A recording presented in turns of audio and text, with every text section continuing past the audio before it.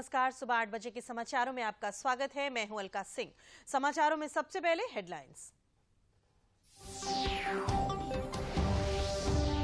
प्रदेश के उपचुनाव के महामुकाबले के परिणाम आज। मैनपुरी लोकसभा, रामपुर और खतौली विधानसभा में मतगणना के लिए की गई व्यापक तैयारियां। मतगणना जारी।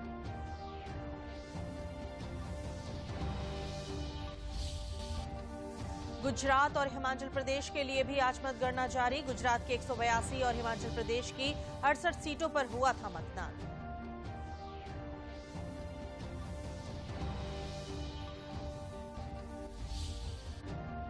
संसद के शीतकालीन सत्र की हुई शुरुआत। 29 दिसंबर तक चलेगा सत्र। प्रधानमंत्री ने सत्र के पहले दिन की सभी दलों से शीतकालीन सत्र को उपयोगी बनाने की अपील।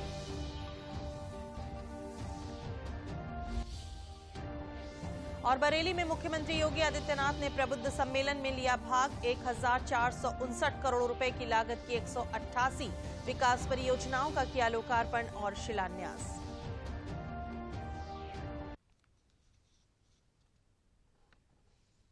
समाचार विस्तार से।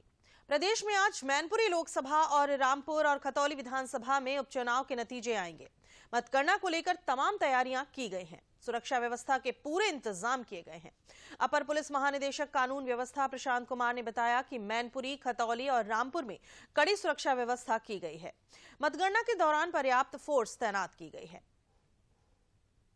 नवंबर को उत्तर प्रदेश में 3 उपचुनाव, जिसमें कि मैनपुरी लोकसभा तथा रामपुर तथा खतौली विधानसभा के मतगणना का कार्यक्रम प्रस्तावित है।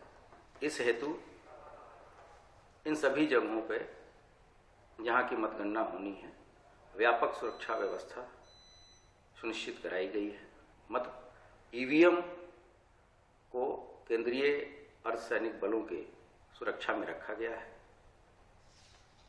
कल वहां समय से पहले ही त्रिस्तरीय चेकिंग की व्यवस्था रहेगी, ताकि कोई भी अवांछनीय तत्व मतगणना स्थल पर न जाने पाए। इसके साथ ही साथ कोई भी व्यक्ति कोई आग्नेयास्त्र या अस्त्र शस्त्र लेके न पहुंचने पाए। इसके अतिरिक्त बैरियर्स लगा के प्रॉपर चेकिंग कराई जाएगी। सभी वरिष्ठ अधिकारी मौके पर मौजूद रहेंगे। वहां के मजिस्ट्रेट जो कि सक्षम अधिकारी के होंगे, समय समय पर मतगणना का अपडेट उनके द्वारा जारी किया जाएगा। मतगणना पंडाल के अंदर भी जो माननीय निर्वाचन आयोग के निर्देश हैं, उसको सख्ती से अनुपालन कराए जाने के निर्देश दिए गए हैं। मैनपुरी लोकसभा उपचुनाव की मतगणना सुबह 8 बजे से शुरू हो गई है। ये मतगणना कड़ी सुरक्षा के बीच शुरू हो रही है। मैनपुरी जिले में 4 विधानसभाएं, मैनपुरी सदर, भोगांव, किशनी, करहल। जसवंत नगर विधानसभा इटावा जिले में है, जिसकी मतगणना इटावा में होगी। प्रत्येक विधानसभा में 4 मतगणना टेबल निर्धारित की गई हैं।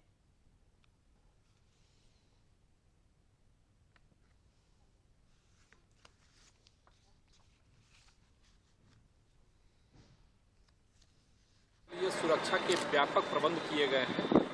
3 लेयर सिस्टम है यहाँ सिक्योरिटी का, आइसोलेशन, इनर और आउटर। आइसोलेशन में सीएपीएफ है, इनर कार्डन में पीएसी है और आउटर कार्डन में पे सिविल फोर्स के लोग लगे हुए हैं। इसके अलावा जनपद में विभिन्न जगहों पे लोग लगे हुए हैं कि किसी भी तरह की कोई प्रतिकूल स्थिति आने पर हम तत्परता से उसे शांत कर सकें। और इसके अलावा जो एजेंट प्रवेश द्वार है, वहाँ डीएफएमडी, एचएचएमडी के साथ कर्मचारी लगाए गए हैं। कर्मचारियों की भी प्रवेश द्वार पे डीएफएमडी, एचएचएमडी की व्यवस्था है।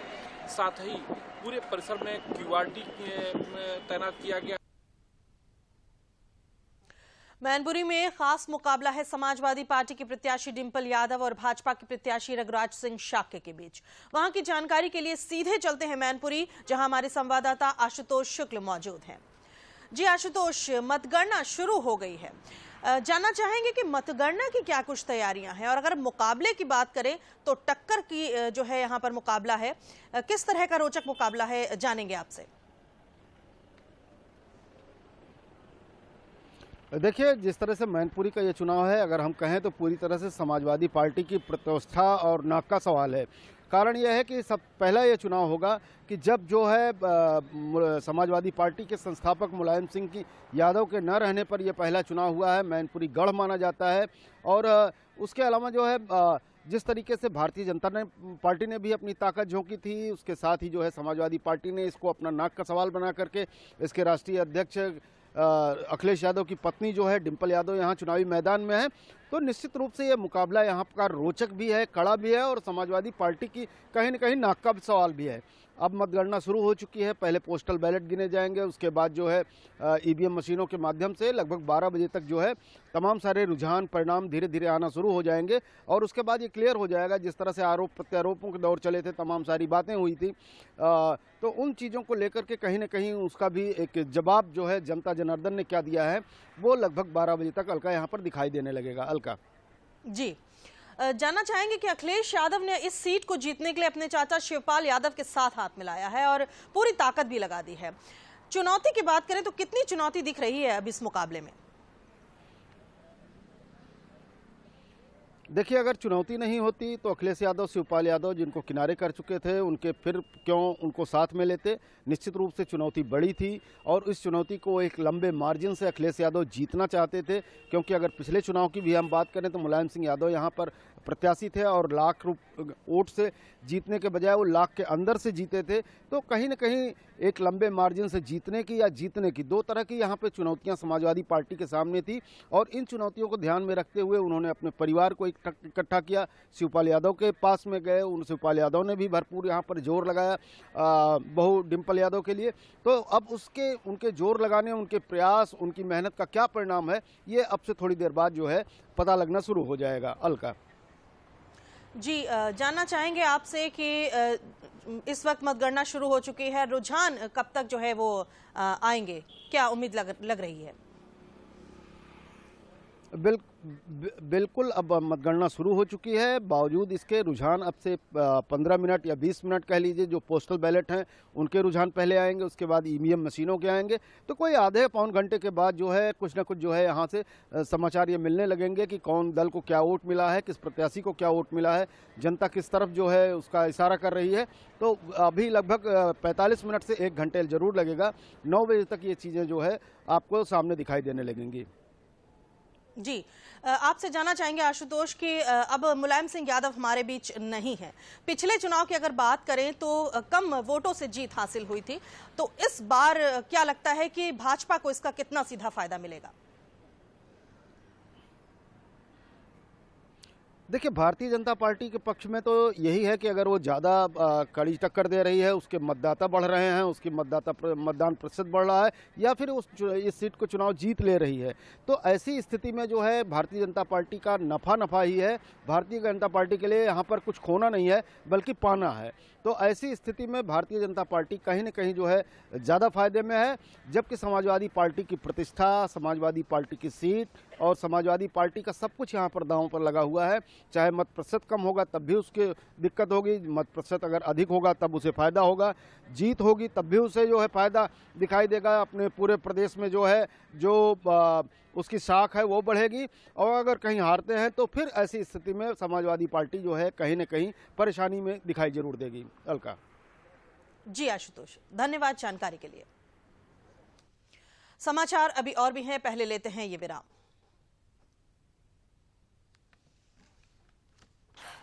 बिट्टू, बहू कब से तैयार होकर बैठी है? टेस्ट के लिए जाना बेटा। टेस्ट ही तो देख रहा हूँ माँ। ये टेस्ट जल्द से जल्द होना जरूरी है।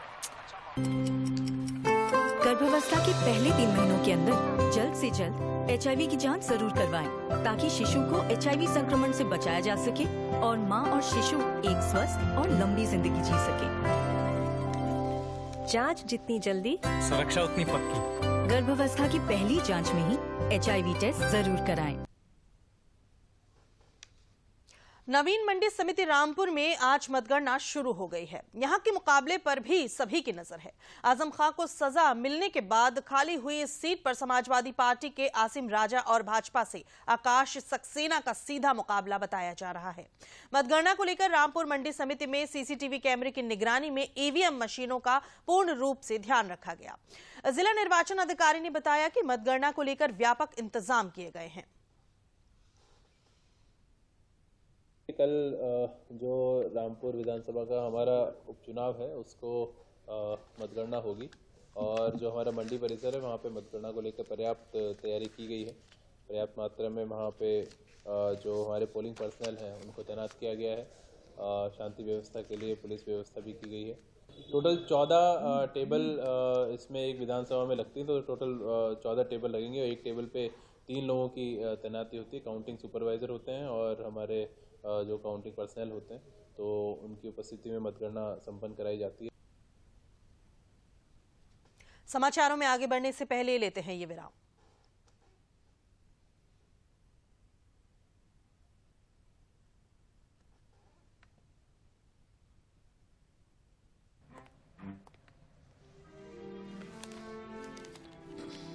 इतनी जल्दी पैसे डबल?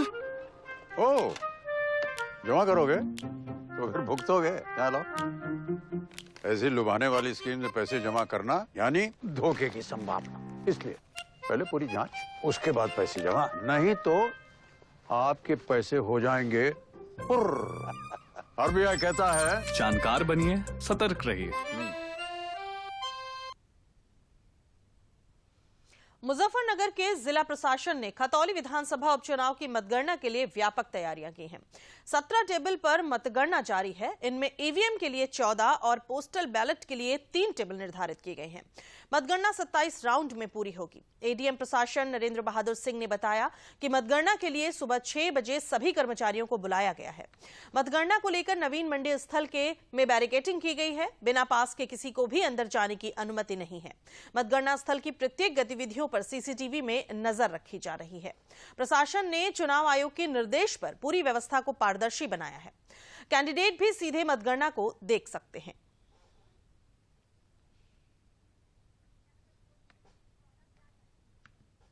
तैयारी हम लोगों की पूरी है। बैरिकेडिंग, जाली से पूरा कवर करना, सारी चीज़ें हम लोगों ने लगा लिया है।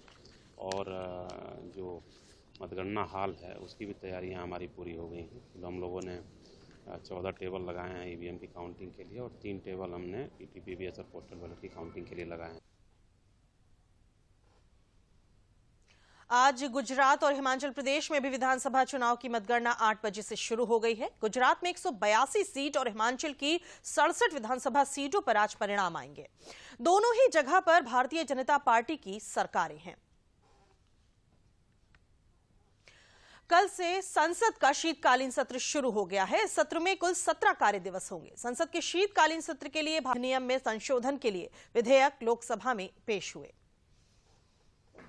बुधवार को संसद के शीतकालीन सत्र की शुरुआत से पहले पीएम मोदी जब संसद भवन के बाहर मीडिया से मुखातिब हुए तो उन्होंने विपक्ष सहित सभी सांसदों से आग्रह किया कि सत्र को ज्यादा से ज्यादा प्रोडक्टिव बनाया जाए। मैं बहुत ही आग्रह के साथ सभी दलों से, सभी सांसदों से इस सत्र को और अधिक प्रोडक्टिव बनाने की दिशा में सामूहिक प्रयास हो।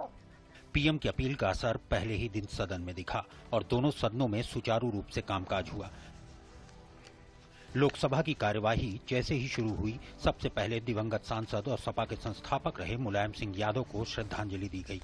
कई दिवंगत पूर्व सांसदों को श्रद्धांजलि देने के बाद लोकसभा 12 बजे तक स्थगित कर दी गई। वहीं उच्च सदन में सबसे पहले सभापति के तौर पर पहली बार सदन का संचालन कर रहे उपराष्ट्रपति को विभिन्न दलों के नेताओं ने बधाई दी। 12 बजे लोकसभा में शून्यकाल के दौरान संसद की समितियों की अध्यक्षता में विपक्षी दलों को हिस्सेदारी का मुद्दा कांग्रेस ने उठाया, जिस पर टीएमसी ने भी अपनी बात रखी। लोकसभा अध्यक्ष ने इस मुद्दे पर अपने अंदाज में कांग्रेस नेता अधीर रंजन चौधरी को नसीहत भी दे डाली। संसद के दोनों सदनों में विदेश मंत्री ने बयान भी दिया। विदेश मंत्री ने बताया कि यूक्रेन से लौटे भारतीय छात्रों को लेकर जो कुछ किया जा सकता है भारत सरकार कर रही है। राज्यसभा में वन्यजीव संरक्षण संशोधन विधेयक 2022 की चर्चा के लिए सदन के पटल पर रखा गया। मैं कहना भी चाहूंगा कि तत्कालीन यूपीए सरकार ने ये एश्योरेंस भी अंतर्राष्ट्रीय स्तर पर दिया था, लेकिन उन्होंने पूरा नहीं किया। और चूंकि इस अंतर्राष्ट्रीय संधि को 2005 में हमने एश्योरेंस दिया था, पूरा करना आवश्यक है। इस बिल को लोकसभा में रखा गया है, जिसको सर्वसम्मति से पारित किया गया और मैं ये चाहता हूं कि ये बिल इस राज्यसभा में भी सर्वसम्मति से पारित किया जाए। जबकि लोकसभा में बहुराज्य सरकारी समितियां संशोधन बिल 2022 पेश किया गया। ये बिल सहकारिता राज्य मंत्री BL वर्मा ने सदन में पेश किया। इस बिल का मकसद सहकारी क्षेत्र में जवाबदेही बढ़ाना और इसकी चुनाव प्रक्रिया में सुधार करना है। कांग्रेस सहित कई विपक्षी दलों ने बिल को संसद की स्टैंडिंग समिति को भेजने की मांग की। शून्यकाल के दौरान कई अहम मुद्दों पर सदन का ध्यान आकर्षित किया। उम्मीद की जा सकती है कि मौजूदा सत्र में दोनों सदनों में जमकर कामकाज होगा। Parliament desk, DD news, Delhi. और आइए अब खतौली विधानसभा सीट पर मतगणना की जानकारी के लिए सीधे चलते हैं मुजफ्फरनगर, जहां फोन लाइन पर मौजूद है हमारे प्रतिनिधि रणवीर सैनी। जी रणवीर, खतौली विधानसभा सीट में मुकाबले की बात करें तो किस तरह का मुकाबला देखते हैं इस वक्त, और मतगणना को लेकर क्या कुछ तैयारियां हैं? मुजफ्फरनगर के नई मंडी स्थल पे मतगणना प्रारंभ हो चुकी है। यहाँ पर EVM की गिनती के लिए 14 टेबल लगाई गई हैं और जो पोस्टल बैलेट है उसके लिए 3 टेबल लगाई गई हैं। मंडी स्थल के चारों तरफ सुरक्षा के व्यापक इंतजाम किए गए हैं। जो मतगणना है वो 27 राउंड में होनी है। यहाँ पर जो मुख्य मुकाबला है 2 ही प्रत्याशियों के बीच में है, भाजपा की राजकुमारी सैनी और लोकदल के मदन भैया। हालांकि 14 प्रत्याशी मैदान में है, लेकिन मुख्य मुकाबला इन दोनों के बीच में ही है। जी, मतगणना को लेकर जो तैयारियों के बारे में आपने जानकारी दी, जानना चाहेंगे कि इस वक्त मतगणना शुरू हो चुकी है तो रुझान कब तक मिल जाएंगे, क्या लगता है? रुझान मुझे लग रहा है कि पहला रुझान जो है वो 8:30 बजे तक सामने आना शुरू हो जाएगा और पूरी गिनती लगभग 11 साढ़े 11 बजे तक मतगणना होने की संभावना है। जी, जानना चाहेंगे रणवीर कि इस वक्त भाजपा और RLD के बीच का जो मुकाबला है, जो कांटे की टक्कर है, वो क्या आपको लगता है कि जो टक्कर है उसके बारे में क्या कहना चाहेंगे आप खतौली विधानसभा सीट से? नहीं, जो खतौली विधानसभा है मुजफ्फरनगर की, उसका जो पिछले 2017, 2019 का लोकसभा और 2022 का विधानसभा जो उसके परिणाम है वो अब तक भाजपा के पक्ष में गए हैं। तो अब ये देखना है, क्योंकि इस बार बसपा और कांग्रेस और सपा ये तीनों ही मुकाबले से बाहर हैं और मतलब चुनाव लड़े ही नहीं है। मुकाबला क्या लड़ाई लड़ी नहीं है तो सीधे रालोद और बीजेपी की है। तो जो आमने सामने मुकाबला हुआ है, इसमें भाजपा को नुकसान होता है कि फायदा होता है, अब ये देखना है। जी रणवीर,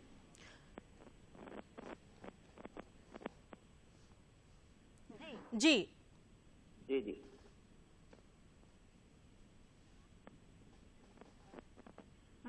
तो जानना चाहेंगे आपसे कि मुकाबला जो है ये कब तक रहेगा इस तरह? नहीं, ऐसा है, मतगणना प्रारंभ हो चुकी है और दोनों जो दल है, दोनों कार्यकर्ताओं में उत्साह है, बाहर एकत्र होना शुरू हो गए हैं अलग अलग स्थानों पर ये जानने के लिए कि हमारे प्रत्याशी की स्थिति क्या है। जो दोनों दलों के बड़े नेता हैं, यहाँ पर RLD के भी 4 विधायक हैं, भाजपा के केंद्रीय मंत्री हैं संजीव बालियान, राज्य मंत्री है कपिल देव अग्रवाल। तो सब में एक जिज्ञासा है कि आना रिजल्ट क्या रहा है। तो अभी जो है यहाँ पर जो बिछा है पूरा जातीय समीकरणों का एक गेम है पूरा का पूरा, उसमें किस तरह ध्रुवीकरण हुआ है वोटों का भी, तो वो क्या हुआ है, कैसे हुआ है, क्या हुआ है, किसके पक्ष में कौन कितना जा रहा है। मदन भैया बाहरी प्रत्याशी भी है, राजकुमारी लोकल के प्रत्याशी है, उसका क्या लाभ हानि हुआ है, ये सब सामने आएगा। जी रणवीर, जानकारी के लिए धन्यवाद।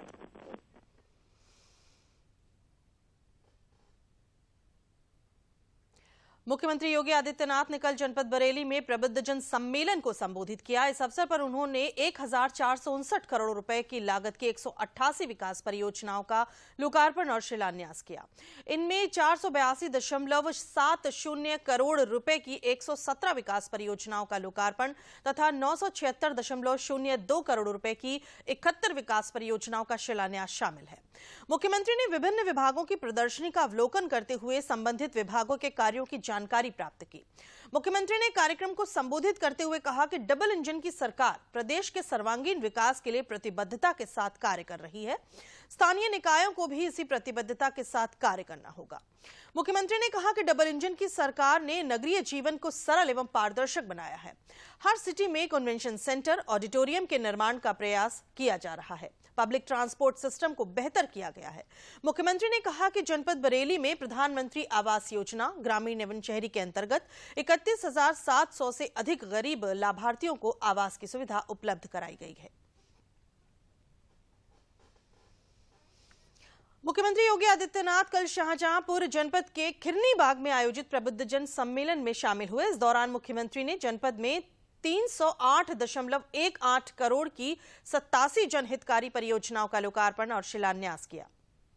मुख्यमंत्री ने प्रधानमंत्री आवास योजना के 5 लाभार्थियों को आवास की चाबी सौंपी। इसके साथ ही मुख्यमंत्री ने 5 लोगों को उद्योग के लिए लोन के चेक सौंपे। मुख्यमंत्री ने 5 उन बच्चों को लैपटॉप दिए जिन्होंने कोरोना काल में अपने माता पिता को खो दिया था। मुख्यमंत्री ने कहा कि नगर निकाय चुनाव आने वाले हैं। जिस तरह शाहजहांपुर की जनता ने विधायक चुने, उसी तरह सभी निकाय अध्यक्ष मेयर चुनकर भेजे। डबल इंजन की सरकार में तीसरा इंजन जुड़ जाएगा तो विकास की गति बढ़ेगी।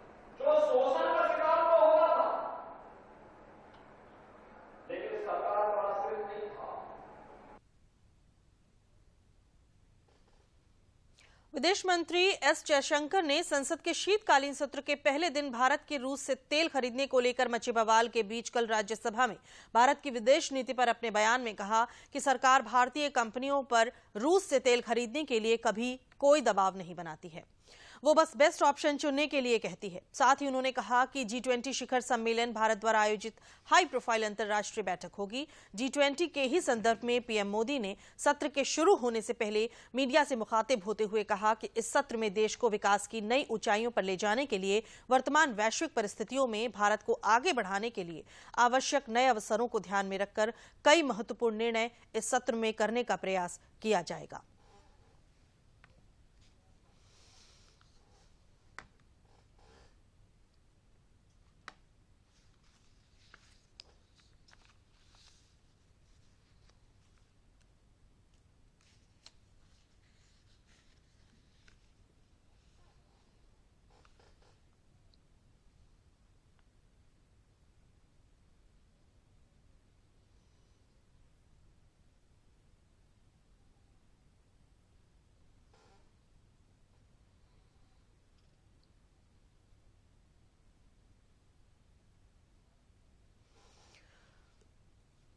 केंद्र सरकार की नमामि गंगे योजना के अंतर्गत जनपद हापुड़ की तीर्थ नगरी गढ़मुक्तेश्वर में गंगा के किनारे 50 हेक्टेयर में 6 करोड़ की लागत से बायोडायवर्सिटी पार्क बनाया जाएगा।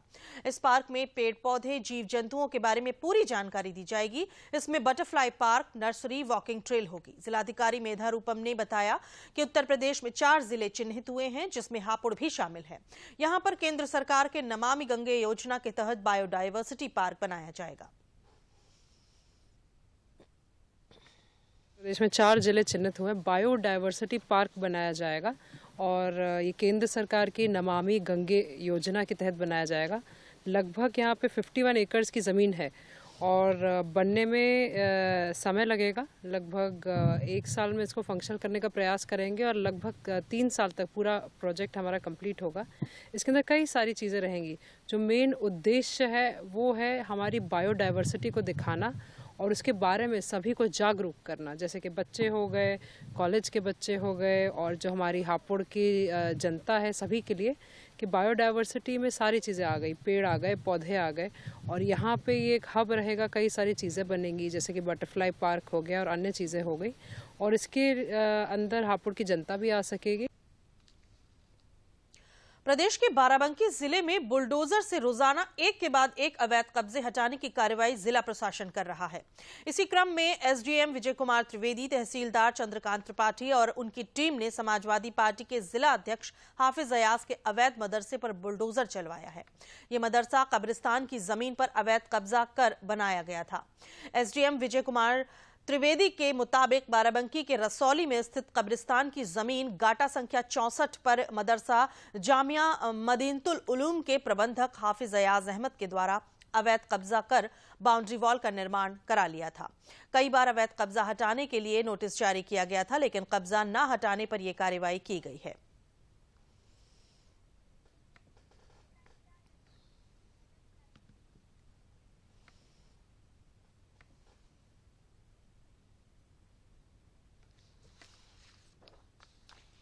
अंत में प्रमुख समाचार एक बार फिर।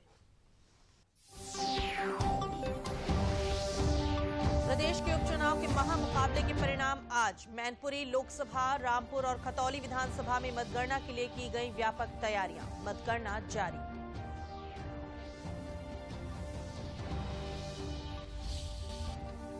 गुजरात और हिमाचल प्रदेश के लिए भी आज मतगणना जारी। गुजरात की 182 और हिमाचल प्रदेश की 68 सीटों पर हुआ था मतदान।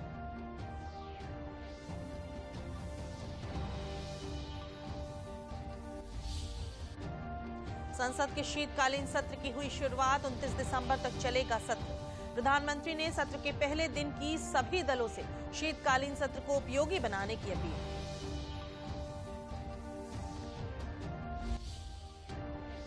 और बरेली में मुख्यमंत्री योगी आदित्यनाथ ने प्रबुद्ध सम्मेलन में लिया भाग। 1459 करोड़ रुपए की लागत की 188 विकास परियोजनाओं का किया लोकार्पण और शिलान्यास। इसी के साथ समाचार समाप्त हुए। नमस्कार।